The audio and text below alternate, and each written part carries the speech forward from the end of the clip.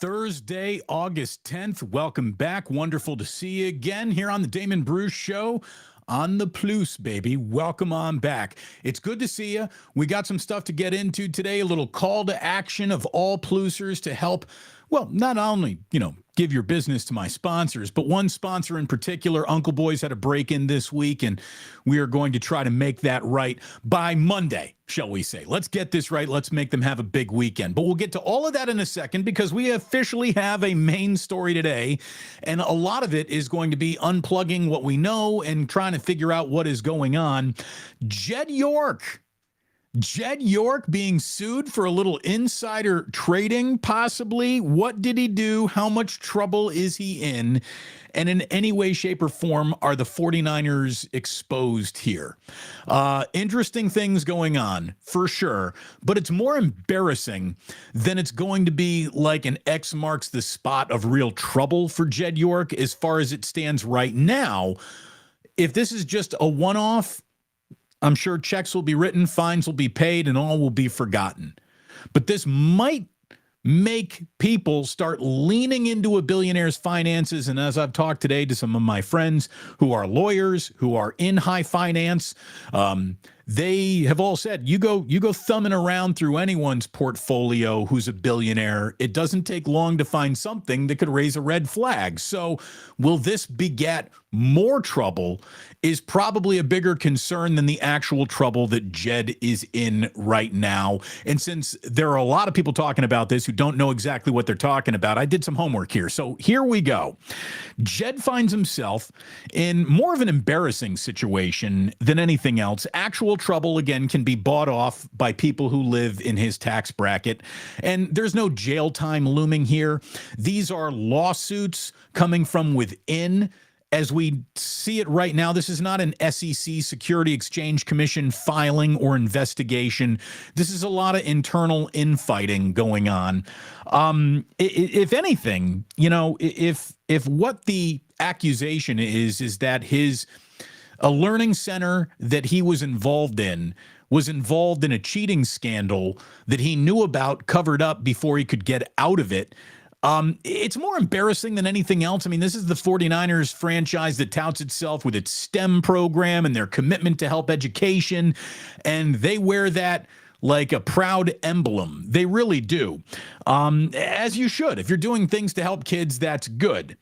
But anytime a billionaire gets caught chasing $1 million, I don't understand it. Like, that's such short money, and maybe there's ego attached to this. Remember, Jed always stood to inherit an NFL team.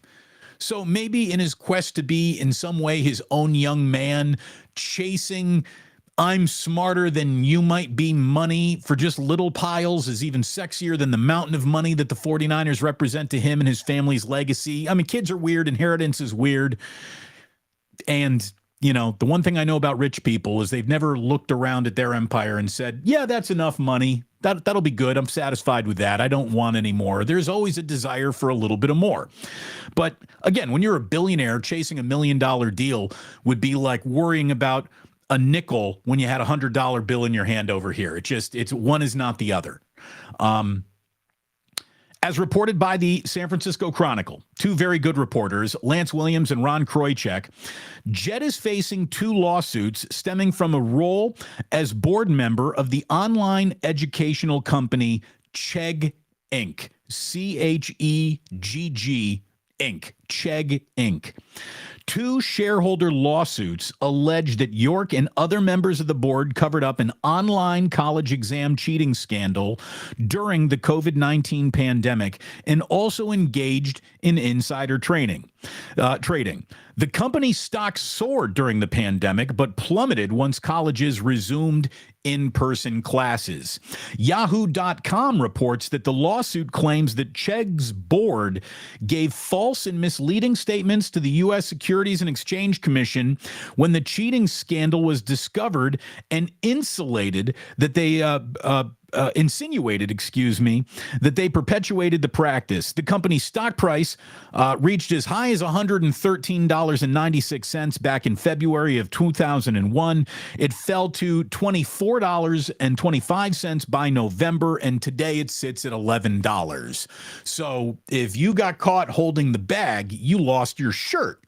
Jed sold his bag of stock off at its highest price, and the "you're not allowed to do that" basically stems from, well, you had inside information that you profited from but withheld from others within your circle that could have also used this information that you profited from.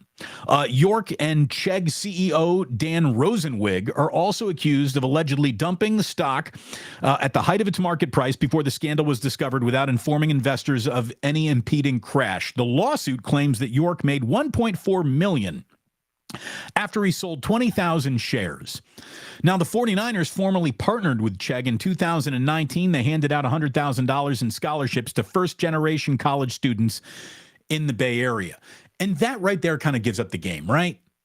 Doesn't that show you that the only reason why the 49ers partnered with Chegg in the first place was because Jed was involved? And again, they give away $100,000 worth of scholarships, and they want to victory lap that like they're in the Indianapolis 500. Meanwhile, Jed is making more than 10 times that, doing a little shouldn't have done that. I mean, again, when a $1 billion company makes a $100,000 donation to anyone, thanks for nothing. Seriously. Thanks for nothing. It's like flipping a penny at a homeless person. It took no effort to do it, and it's not really going to help at all. You could have reached in your pocket for some real dollars to help, but you were just looking for the "I'm helping homeless" bumper sticker that you're going to plaster over all your PR bullshit. So I am, as you know, involved in a charity called the Guardsmen. The Guardsmen have been in San Francisco a very long time. A lot of corner offices in a lot of downtown skyscrapers are occupied by Guardsmen who, most of them are much smarter than I and don't come from a world of sportscasting. They come from a world of finance and law backgrounds and legal backgrounds. We got FBI agents in the Guardsmen. We got some really heavy hitters who understand law, finances, criminality. And I basically asked my group, someone explain this to me like I'm a 5-year-old. What is the level of trouble that is in here? And basically, what some very smart people have told me, that what's going on here is just the big circle of finance making sure everyone gets their piece of the pie. This is going to be a fee bonanza. Each board member of Chegg is going to need his or her own lawyer. Insurance companies are now going to need lawyers. The company is going to need lawyers. Jed needs his own lawyer. The 49ers legal counsel is probably going to have some billable hours. And this is what makes the whole system work. And it's really kind of the price of doing business when you're doing business on the $1 million, $1 billion level. These are fees that people doing wrong are more than willing to pay because the outcome is so much more profitable than the shame that could ever be attached to a fee. And there's going to be no jail time here or anything like that. Another friend of mine said, even, if Jed's name weren't even involved, this is hardly even newsworthy. Insider trading is like steroids. Like, everyone does it to some extent, but how much of your hand do they actually catch in the cookie jar? Everyone's fingernails are in there, to this knuckle. Everyone involved in finance is cheating to this knuckle. Many are cheating to this knuckle. They really don't start looking at you until you're cheating to this knuckle. And when you get your whole hand in the cookie jar, now all of a sudden you might be in a little bit of trouble. This is like first knuckle reaching into the cookie jar. What's going on here. And an argument, another friend of mine even went to say, an argument could be made that everything is securities fraud eventually. Like, any information that you might have about a company might be couched as securities fraud if the lawyer had that much of a hard-on for the case or the argument. So this is all sort of the price of doing business. But it's embarrassing for Jed because attaching himself to the nobility of education when he's basically, one of the CEOs of a cheating ring, it looks dishonest. And then when you find out that he took home 1.4 million, but then tried to get, all the good PR that came with, well, they donated 100 million to first generation college. Basically, when you say first generation students, what you're trying to say is, look at all the money I gave the black kids. That's what you're doing. Black and brown kids, aren't we great?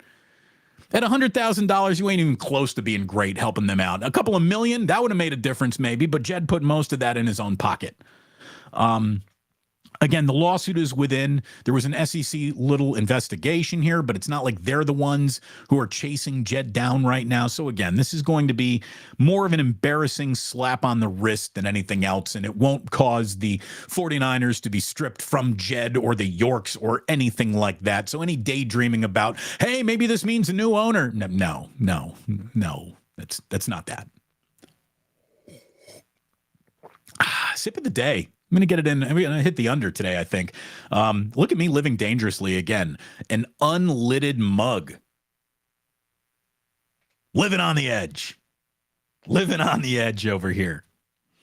I do absolutely want to tell you about my sponsors again. Ike's, thank you so much for sponsoring us here. Thank you for being part of Plus Mania 1 and flying in for our event this past Saturday. It was great. I know a lot of people were very excited to meet you, and as always, he's handing out free sandwich cards. The man's trying to feed the world. He's got 2 delicious new sandwiches, premium sandwiches on his menu. Sign up to be an Ike's Reward member, and you will be very, very happy that you did. You get free sandwiches by eating sandwiches. It's a pretty good deal. A pretty good whiskey, to say the least. My friends at Blacken, boy, they are making an unbelievable whiskey. It is delicious. It works in cocktails. It works straight. It works neat. They've got cask condition strength. They've got the rye, some limited special bottles. Go ahead and just pick up a bottle of Blacken. Like, start at the lowest price point of entry, and you're going to find yourself with a delicious bottle of whiskey. I can promise you that. And then, again, at the price point of entry, I've been telling you, you can't find a better burger than a great burger at Uncle Boy's. Get the onion rings, try the lumpia, and I ask that you do it this week. Uncle Boy's was a victim of a break-in earlier this week. I'm proud to report no one was hurt. They broke into an empty store, minimal damage, but still, a small restaurant like Uncle Boy's, a few $1,000, $5,000-ish worth of damage. Small restaurants, small family-owned restaurants are already, even in the best of times, operating on the thinnest of margins. So what really isn't that bad of a break-in can turn into more of a headache than you could imagine. So please go to Uncle Boy's and get yourself a burger, the lumpia, the onion rings, the French fries. Go ahead and pick up a burger from Uncle Boy's today, tomorrow, this weekend. Let's try to make this one of their busiest and best weekends ever. Plus Army, stand up. I'm going to put this out and ask all of my former radio brothers to help me get the word out in San Francisco, and I hope everyone wants to stand up to help out a local business that got done wrong. Get yourself to the Inner Richmond, 4th and Balboa, and get yourself a little Uncle Boy's this weekend. Help out a great local family business. It would mean a lot to me. It would mean even more to them. And at the end of the day, you get yourself some delicious burger for lunch or dinner when it's all said and done. We got a big week of football, obviously, coming up with the fact that the 49ers are swapping helmet paint right now with the Las Vegas Raiders at the practice facility in Henderson, Nevada. And boy, what an interesting week it kind of is for Jimmy Garoppolo, right? He's got an entire team that he used to be very much the captain and leader of coming in as he is trying to establish himself as the new captain and leader of the Raiders. He finds himself in an offense that maybe suits him a little bit more than Kyle's did. Josh McDaniels very happy to have him. He says he's happy to be there. Results of training camp for Jimmy, as always, mixed reviews. And mixed reviews will follow Garoppolo's play wherever he goes. But if you want to talk about what kind of leader Jimmy Garoppolo is, he's still an A+. He really is. And he's a Boy Scout when it comes to dealing with the media. Mike Silver, Jimmy had Mike eaten right out of his hand on a park bench. My buddy JT the Brick, who covers the Raiders, spent an afternoon with Jimmy Garoppolo and was like, oh, what a great guy. You know, he looks you in your eye, he makes you feel good, and he does. Jimmy always, you know, he might not always make the right throw, right? I mean, isn't that the reason why you wanted him out of town? Because he makes a few throws that just make you go, my God, what is he looking at? Where was he going with that ball? What was he thinking? But when it comes to saying what was he thinking, you never say that after a single quote of his goes public, not never. Jimmy makes you feel like he is giving you his all in an interview when he's basically just playing the nice tap dance as he filibusters an answer that is long enough to make you feel like, oh, well, he really answered that when he didn't really say much of anything. And Mike Silver, who is, you know, incredibly respected in the NFL community and gets those exclusive one-on-ones where he can maybe extract a little, ooh, ah, there's the big quote of a headline or of an interview. He didn't get much. He tried to bill it as, you know, oh, here's a Jimmy that you've never heard of. But I've heard this Jimmy all the time. And let me tell you what Jimmy said that is actually notable. Nothing. He said all the right things. Jimmy always gives you a bunch of nothing that adds up to it feels like he said something, but he doesn't sell out his teammates, not never. He doesn't sell out his coaches, not never. He takes blame. He doesn't assign it.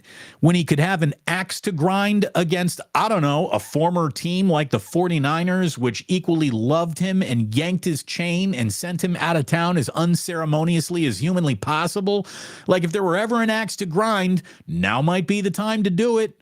Nope, not Jimmy. He does not hold grudges in public in any way, shape, or form. He never says a word that turns into bulletin board material. Jimmy at the podium is perfect. Maybe not on the field, but at the podium, the guy is perfect, and he really is. Because of that, you can bill him as an amazing teammate and team leader. His teammates, like if there were any group of men in the world who should be frustrated with quarterback play when it becomes inconsistent, you would think that teammates should check that box before even fans do. But no, Jimmy, through his ups and downs, has had teammates remain as loyal as the day is long to him. And it's because he doesn't sell out anybody. So Jimmy, I don't know what he's going to do in 2 practices. We're probably not going to see him on the field Sunday taking on the Niners, but he's out there with live reps against his former team, and I'm sure when it's all said and done, there'll be handshakes and butt slaps and happiness all around. Speaking of handshakes and butt slaps on a football field, I finally caught the first episode of Hard Knocks, so that show's kind of out of ideas. It really is. Like they're helicoptering in Liv Schreiber into the episode. Like his voice isn't enough anymore. They had to helicopter him in to give the show more content. And it was basically 60 solid minutes of just Hard Knocks and the New York Jets kissing Aaron Rodgers' ring and ass in every conceivable way. And look, the HBO crew did a heck of a job editing it to make Aaron Rodgers look like the most warmest and welcoming and everything rolls off his back teammate you've ever seen. Now, we know that that's not the total truth. We also know that the trying to frame that as a total truth is a little bit of a lie. I mean, everybody gets a short end of the stick when you become the talking point of every sports show in America. Aaron Rodgers isn't as good of a guy as he claims to be in Hard Knocks. He's not as bad of a guy as people claim to be who are his critic. I'm just thrilled as someone who grew up rooting for the Chicago Bears. He's out of a Packers uniform. He still looks a little weird in that Jets uniform, and I think always will.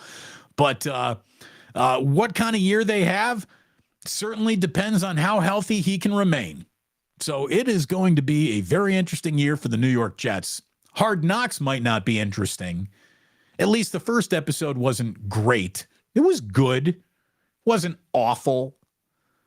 But it's hardly the take you inside of how a team operates feel that the first few seasons of Hard Knocks really did provide a level of access that haven't been provided since the Gruden Raider year with Antonio Brown. That's the year that Hard Knocks died pretty much forever, because all real access seemed to be cut off at that point. So there you go. We got ourselves joint practices today, tomorrow between 49ers and Raiders, and all that really matters is that everyone gets off the field healthy. That goes for both teams. And what really matters is I'm going to be in Vegas Saturday night. I get in late Sunday. I'm going to be at Allegiant Stadium, and I'm probably going to do more to evaluate that stadium than either football team, because neither team is going to have a single starter out on the field probably. And that stadium is something I cannot wait to actually see with my own two eyes. I've seen it from the outside. I haven't been inside yet, so I'm really looking forward to my Vegas trip. And we're going to be announcing a new sponsor for Post Gamin' Damon. I will be coming to you live after every single 49ers game this year, and I'm looking forward to it. The king of post game is back, baby. So, little baseball for you on a day that both the Giants and A's have off. Last night, the Giants dropped their second in a row in Anaheim to lose that series down in Southern California. And look, the Giants' hitting woes in the clutch could be the thread that undoes what has been an overachieving, successful season to this point. The Giants basically are going to tell you who they're going to be in the next 18 games. The next 18 games are a monster for the San Francisco Giants. They start a 6-game homestand tomorrow night. Bruce Bochy, he's going to be in the wrong dugout as far as we're all concerned, but he's going to be back at 24 Willie Mays Plaza. The Rangers are in town for 3. So the Rangers are the first 3-game leg of a brutal 18-game stretch for the Giants that's going to go a long way into the mix of what this year ends up looking like when it's finished. They got 3 with the Rangers, 3 with the Rays, all at home. 6-game road trip starts after that in Atlanta and in Philadelphia. Then the Giants return home for 3 more games against the Atlanta Braves. And then after that, they got 3 more games against the Cincinnati Reds to end the month of August. They've got 18 games here remaining in August, and every single one of those teams that I just mentioned is either in first or second place in its own respective division. So there are no cupcakes. There is nothing easy waiting for the San Francisco Giants starting Friday to the end of August. And a team that's having trouble hitting right now better get its act together, because guess who doesn't have trouble hitting at all? As a matter of fact, they hit a ton. The Rangers, the Rays, the Sixers, yeah, they're not even hitting threes. The Phillies and the Braves. All those teams hit a lot. So Giants pitching better be on point, and they better start driving in some runs when they're standing on base. They didn't do that in Anaheim. Meanwhile, since it's a off day for the Giants, let's do a little bit of a look around the situation as it stands right now here on the 10th of August. LA is officially 8-2 in its last 10 games. They've opened up a 6-game lead now over the Giants in the National League West. The Diamondbacks are really fading. They're 1-9 in their last 10. They've fallen 11 games behind the Dodgers now in the National League West. The Padres have lost 4 in a row and are a baker's dozen, 13 games back in for the division lead. Their season is all but over, and it's to the point where, you know, they're 5 minutes away from talking about how it might be time to fire Bob Melvin. The Padres had huge expectations coming to this year, the biggest payroll in team history, and they were basically dead on arrival. They haven't had 2 good weeks in a row yet this entire year. So it's a mess down in San Diego, and eventually they're going to come to Bob Melvin and say, look, we came to you to put this team together. And it's gotten worse on your watch, Bob. That ain't good. That ain't good. The A's, meanwhile, they're off today, but again, at 33 and 82 on the year, one could argue that they've been off every single day of the season so far. One of the things that you did see when the Giants were in Anaheim was all the fawning that Kruk and Kipe were doing over Shohei Ohtani. And honestly, Shohei Ohtani amounted to a lot more decent innings and good at-bats than he had a particularly great night in any situation. The Giants kept him in the park. He's still yet to hit a home run against the San Francisco Giants. So, hey, if you can't beat him, join him. They better put an awful lot of money in front of him this offseason. What kind of money is it going to take? Well, that's something that I have for you here. Kind of an examination of what it will take to actually sign Shohei Ohtani and the exposure and the risk of an overpay for a player his age against the history of how, after Shohei might be great, but he's not great enough to combat history and time. And history and time says after the age 29, you have officially plateaued and you are on the other end of it. Well, even though he continues to get better and he's having one of the most remarkable years ever created by an athlete, any sport on the planet ever, the decline is coming. So what do you really want to pay a guy who could be in line for $600, $700, $800 million in free agency? Bobby Numbers, who is a fan of the show, watches the YouTube show, and is a huge Shohei Ohtani admirer, he shared with me, and he's right about all this, Ohtani today is on pace for a .306 batting average, 55 home runs, 115 RBI, 10 triples, 124 runs scored, 103 walks, amounting to a WAR of 12.6 as a hitter alone. On the mound, he's on pace for 14 wins, a 3.17 ERA with 230 strikeouts. It's freaking amazing. He leads the bigs in home runs, triples, OPS plus, total bases, intentional walks, hits allowed per 9 innings. WAR, he leads the American League in walks and on-base percentage. He is now in the top 6 of all 3 Triple Crown categories that we apply to hitters and pitchers. Isn't that amazing? He's in the top 6 of the Triple Crown categories for hitters and pitchers, all with being the same human being. Again, there's a reason why Kruk and Kipe were fawning all over him, even though he wasn't having the most robust plate appearances you've ever seen. The Giants did a good job pitching to him. They did a better job pitching to him than they did some other Anaheim Angels. Look, last season, Ohtani became the first baseball player ever to finish in the top 15 in home runs, hits, strikeouts pitched, all on the mound since it was moved to its current distance in 1893. The guy's remarkable. Kansas City Royals catcher Salvador Perez predicted last month that Ohtani would get $600 million for 10 years. And remember, no U.S. sports franchise has ever fully guaranteed a player even $500 million.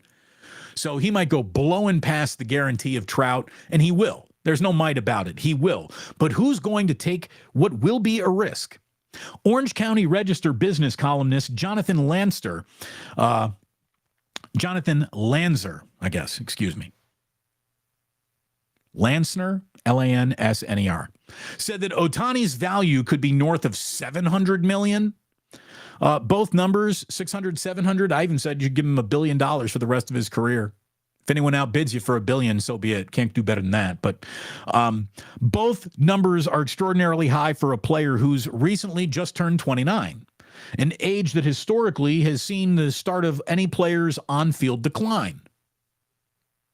Washington Post writes, hitters generally tend to start peaking at 25, and according to wins above replacement, a single value metric that quantifies a player overall contribution, combining offense, defense, base running, this peak performance phase can last for just a few years before a slow decline typically sets in. Pitchers have a similar peak with a steeper decline after the age of 28.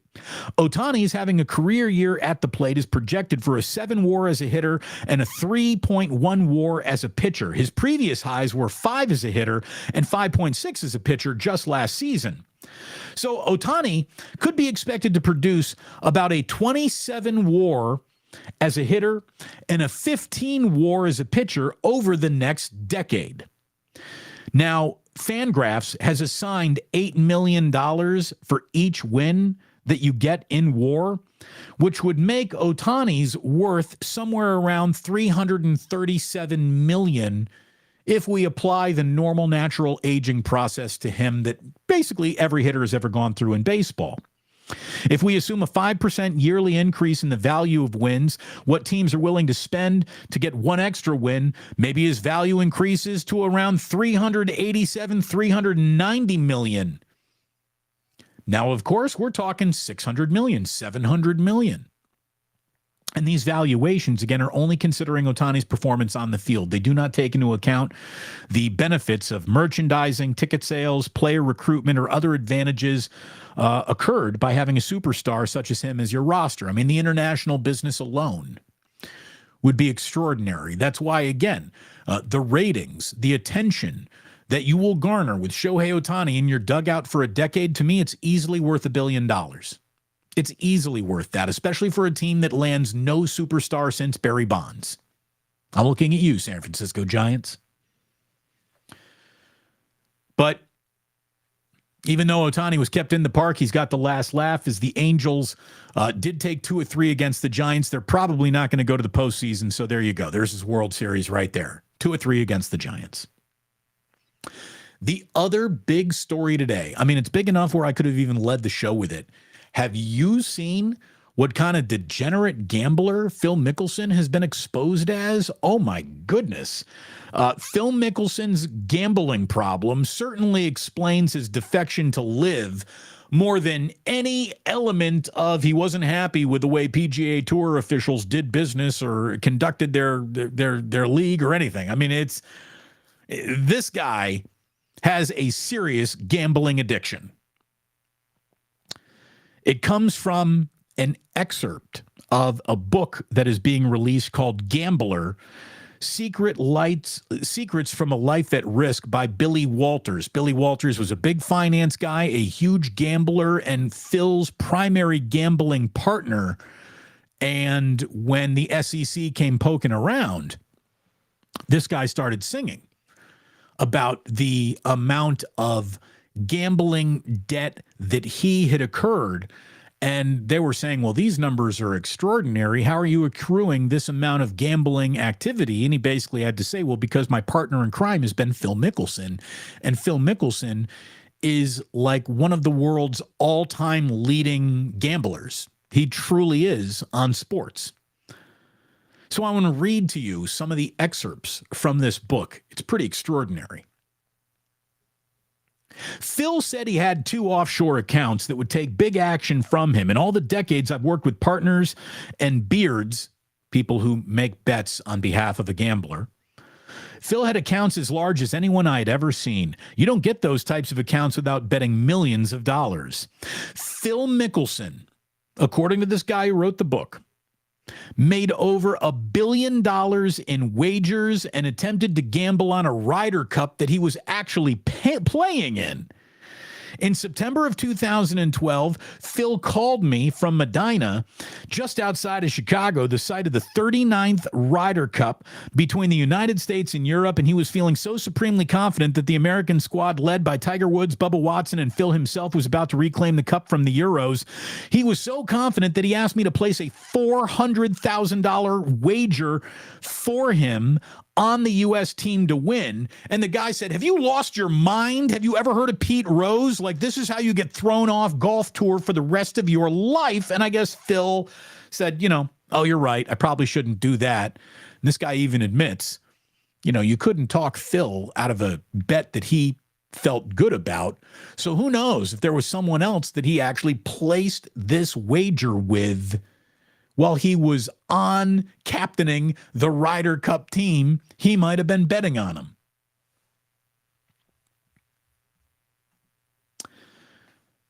They said it was nothing for Phil to bet $20,000 a game on long shot 5-team NBA parlays. He would wager $100,000 or $200,000 a game on football, basketball, and baseball. And based upon my detailed betting records and additional records provided by sources, here's some of the snapshot of Phil's gambling habit between the years of 2010 and 2014 alone.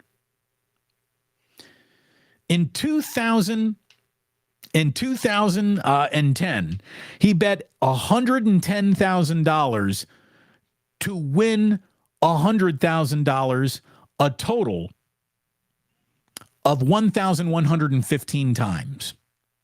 On 858 occasions, he bet $220,000 to win $200,000. The sum of those 1,973 wagers came out to more than $311 million bet in just that fashion alone. In 2011, he made 3,154 bets, an average of nearly 9 bets per day. On one day alone in 2011, he made 43 bets on Major League Baseball games, resulting in $143,500 in losses. He made a staggering 7,065 wagers on football, basketball, and baseball in 4 years. 7,000 bets in 4 years alone. Based on our relationship and what I've learned from others, Phil's gambling losses approached not 40 million as had been previously reported, but are much closer to 100 million. In all, he's wagered a total of more than $1 billion in the past 3 decades alone. Wow. Wow. Phil, looking for that action. All bets are action, Phil Mickelson. Good Lord. So that's why he joined Live. That's why he took all that upfront money. That's why he's saying, yeah, I'm cool with Saudis and 9/11, and it doesn't bother me anymore, and it shouldn't bother you because these guys are going to help me pay off some serious gambling debts that I got. That's why he did it. But that's a monster number. Damn, Phil. Damn.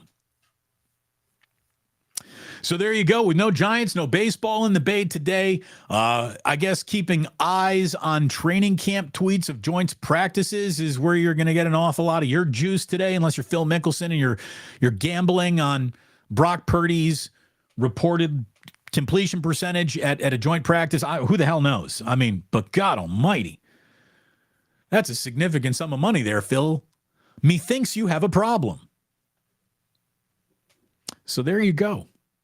There's today's show. One more reminder, get yourself to Uncle Boys. Take care of those who've been taking care of me. Yes, give your business to Ike. Yes, give your business to Blackened, but your business specifically this week, the week that they've had a break-in, get it over to Uncle Boys. Get a burger, get the lumpia, get the onion rings. We take care of each other here on the Plus.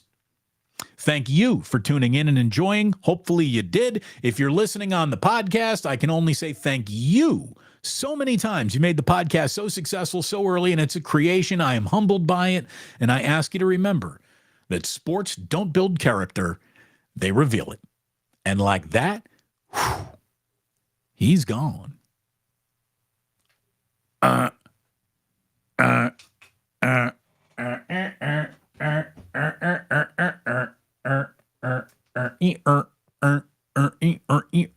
right, let's get into Club Blues. Let me get my Blackened 2x4 so I can threaten you with my whiskey sign. Ayo. And we will open up the chat for the very first time today. Hello. We are going to go to the bottom and work our way back to the top. Stacy's excited. She likes when the lights go dark. Stacy, thank you. It was so good to see you at Club Plus in person, in real life. Thank you very much. What do we got? We got a spammer. We got a spammer in here today. What does that mean? G Martinez is like, look, man, Phil's betting WNBA today. Yeah, he might be. He might be. Legend saying we got a spammer. We got spammers. Spammer means we've made it, right? Smiley Dan. Spammer. I don't even know who the spammer is. Is it this person? Is this the spammer? NFL Go Live? See, the NFL knows where NFL fans are. They're on the Plus, baby. Oh, this must be it. Here we go again. Rockin' New Air 84 says, I bet Phil wants some of this sip of the day action we got going on over here. Look at it this way. I should start betting on it, right? Like if that anthem singer, you got to stretch out that final note to hit the over and have a whole bunch of money on the offshore account, right? Again, this is insider trading. This is some Jed York shit. Baron Red says, I got internet lag, but Phil is the biggest degenerate gambler ever. It seems like it. The guy likes the action. There is no doubt about it. He bet $1 billion. He didn't lose $1 billion. No, but that's a lot of action to put on the table. Good God. Good God. Irwin with a great line. The real beards for Phil are those Saudi beards. Yeah, AJ's right. AJ says, when you got stupid money, you do stupid things. Look, when you get paid like that, I guess you can gamble like that. And this is why we need to tax the rich, boys and girls. Seriously, I believe you should do whatever you want with your money. But if you have so much money that you're doing that instead of helping people and feeding the homeless and just sprinkling it all over charities. Again, it's like Jed York. Jed York is a billionaire doing some shady shit to make $1 million and then turn around and be like, here's $100,000.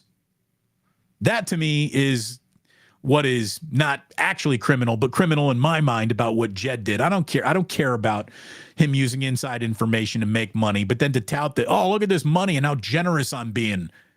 Look at how good I am to the little black and brown kids in the Bay Area going to school as a first-generation college person. You could do so much more, but you had to build a gazebo.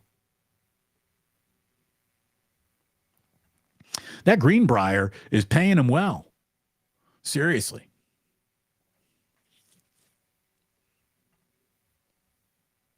(1-800-GAMBLER). Thank you, RIP Cougar Rebel. Trying to help out. Yeah, these are crazy numbers. Drew Down. He's like the Wilt Chamberlain of betting. Seriously.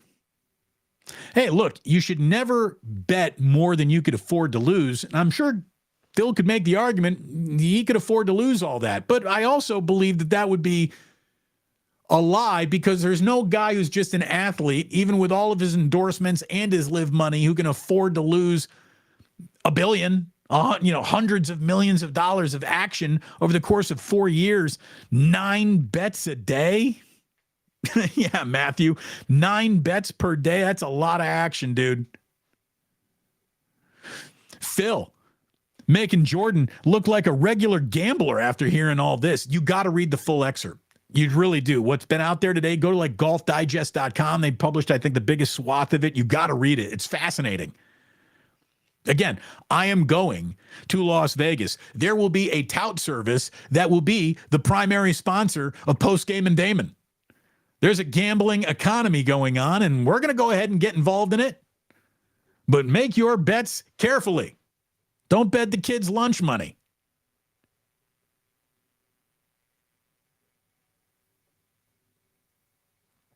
All right, what else we got here? Skills report. He says he's hanging on. I got to put DB on in the background, though. Thank you, though, Skills. That's the way you do it. If you got to tap out, if you got something else to do, just leave this up. Just leave this on. Let it roll to the end. You don't even have to watch. Just let it keep rolling, baby. Thank you. That's how you help. Sporticus says there's no way Ohtani pitches for 10 more years. If he doesn't, that's way too much to pay for a DH. Well, here's the thing. When you do put his pitching days behind him, I'm putting him out in the field. I'll put him out in right or left field for sure. Maybe even at first base. But yeah, he's probably not a long-term pitcher, and he's going to be turned into a masher. Remember, I think, what is it? 1 in 7 that has a Tommy John surgery goes back for another surgery on that arm, whether it be another Tommy John or another just cleaning up of debris. But I mean, there are certainly health concerns attached to Shohei Ohtani's future. You can attach health concerns to all of our future, but you gotta be careful. But at the same time, you also got to be super aggressive because having him at any price is still good. In the year that Ohtani is rehabbing and not even playing for you, you're still going to make millions of dollars in jersey sales alone. Brings more people into the tent than anyone you could possibly bring aboard. And that is a level of value that goes far beyond baseball statistics. RIP Cougar Rebel says San Diego sucks as a sports town. Poor Gianna. I know. Poor Gianna.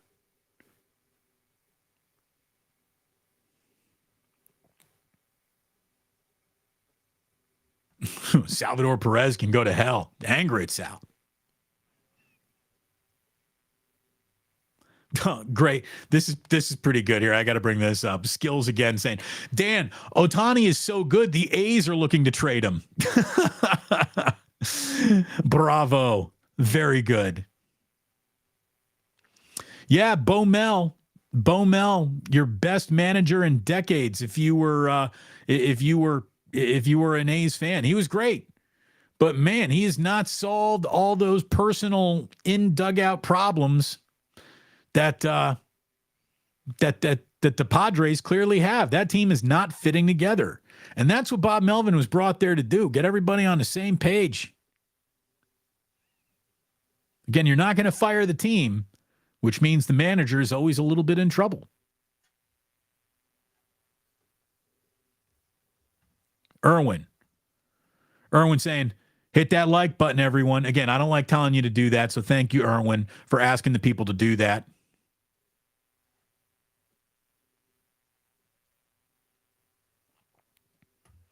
Legends Pizza saying Giants are Tom Petty, free falling. Look, they got a huge 18-game stretch.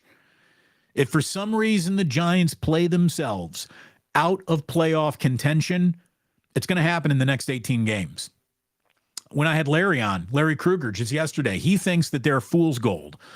Here's the thing. I don't think they're fool's gold, but it would be foolish to bet your gold on them. I think they're going to be a playoff participant more than a contender. But I do think they're going to get it in. But man, if they don't, the next 18 games are going to go a long, long way to screwing up the equation.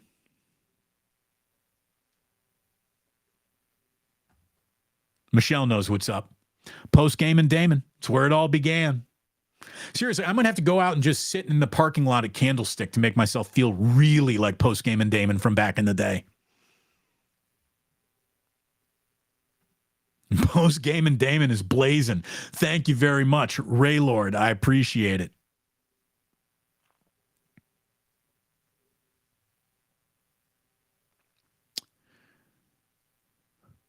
It's going to get saucy. It's going to get saucy. Again, we'll give you a little tour of Allegiant Stadium when I get there on Sunday. They already say Darnold's starting. Darnold's going to start. Jeez, Trey can't even get the start.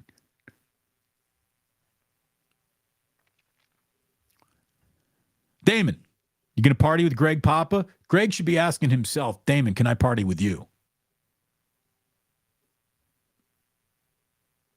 I wonder if we really put all the sodium pentothal in the world into Greg Papa and offered him 2 pads. You can live the life you're leading right now. You can remain the play-by-play voice of the San Francisco 49ers, or you could have gone with the Raiders to Vegas had you not pissed off Mark Davis. I bet you Greg Papa's with the Raiders in Vegas if you had a chance to go back and choose between the two.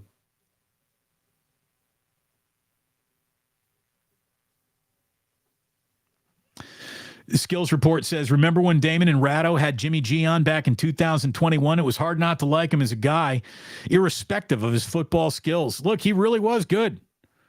He was good. He was fantastic. He even had Ray eaten out of the palm of his hand. No, let's not go crazy.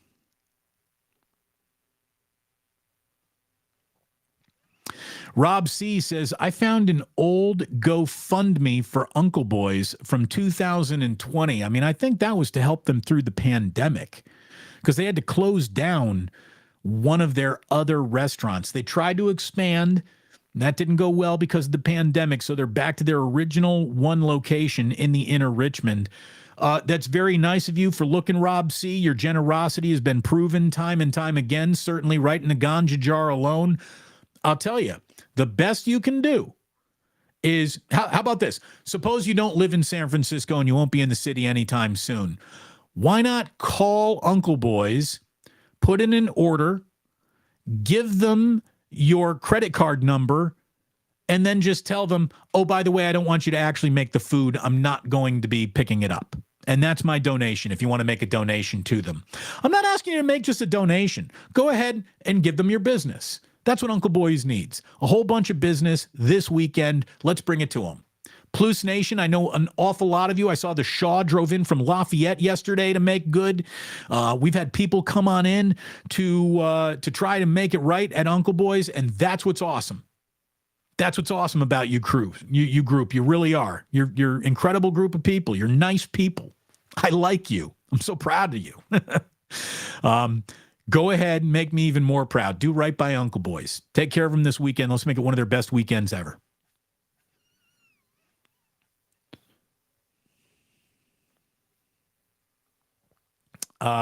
Let's see. Postman in Capitola.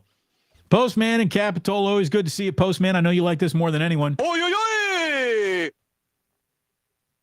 Papa getting iced by the Raiders is hilarious. Dude, it wasn't at the time. I know that hurt Greg deeply. And he got run from the Raiders for saying that Al would be turning over in his grave that Mike Shanahan was even allowed to interview for a coach opening. That's how much Al hated Mike Shanahan.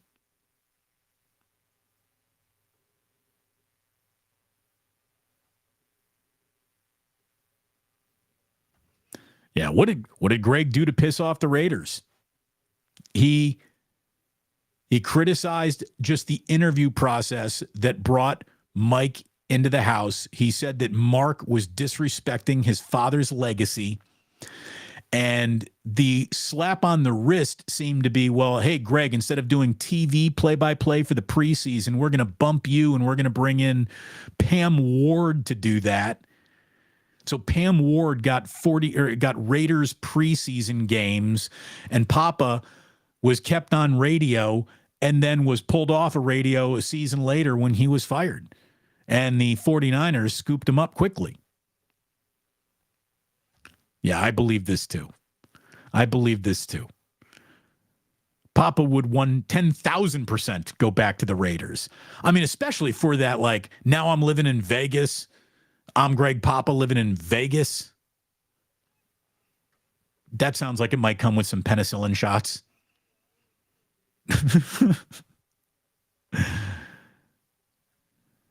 Oh, what do we got here? Ray McLeod broke his hand, is out 8 weeks. Larry brought up a rookie name, compared him to Dion almost. Well, he better be. If Ray's out, they're going to need another returner. Yeah, I asked Larry what that name was, and I forgot. It was the kid who went to Texas.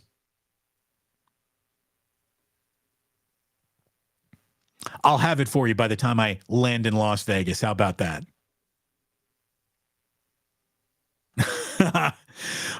Damon, are you going to be bearding for Phil this weekend? Yes, actually, I'm flying in for Phil to put a $4 million bet on the Raiders to cover the first half over.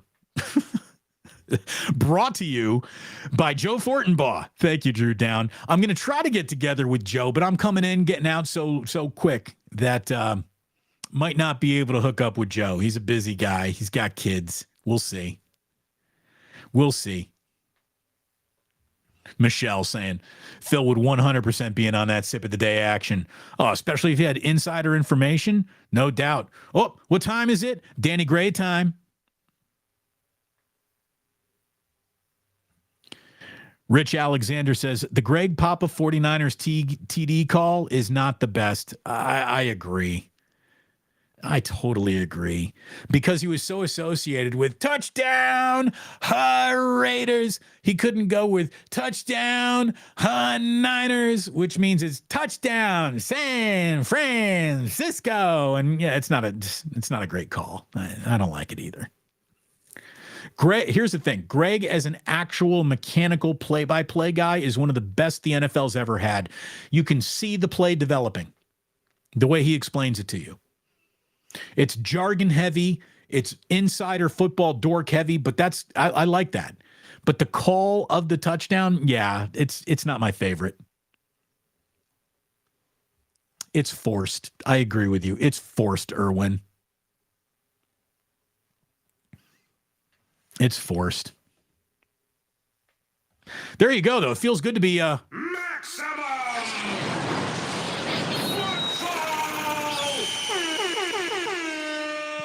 Doesn't that feel good?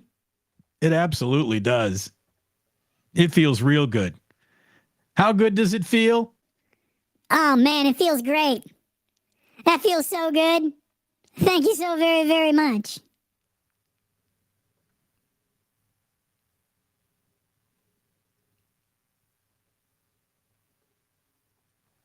So what do we got? I think that's about it for today. I think that's about it. Wait, do we have one more here? What do we got? What do we got? I'm looking for something. I can't. Oh, here it is. Because the postman said there's also something else that I love. Send it in, Jerome! Yeah, me too. I love that too. Fish and Chip says, look, when it's all said and done, when leaving Club Plus, please take your crap with you, and thanks for visiting. Well, thank you very much, Fish and Chips. How nice it is for you to clean up after yourself. I appreciate that. And that would be great if all of you could please tidy up your area before you leave. But do remember, you don't have to go home. You just can't stay here. Thanks so much for tuning in today. We'll be back for one more big show on Friday, then off to Vegas this weekend. There will be videos, nothing too incriminating.